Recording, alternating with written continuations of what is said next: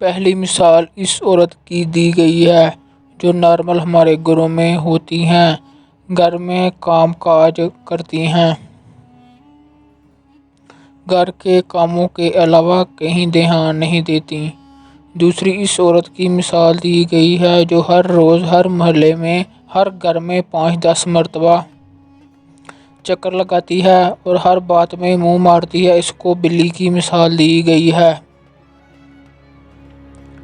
بندریا کی مثال اس عورت کو دی گئی ہے جو گھر گھر میں جھگڑا کرواتی ہے، ہر کسی کو الٹا سیدھا مشورہ دیتی ہے۔ یہ عورت بہت ہی شاطر اور چالاک ہوتی ہے، گھر میں حکمرانی کرنا چاہتی ہے۔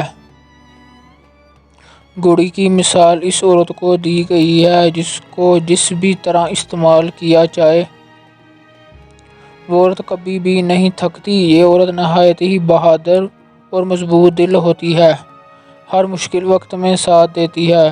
ویڈیو اچھی لگی تو چینل کو سبسکرائب کریں اور ویڈیو کو لائک کریں۔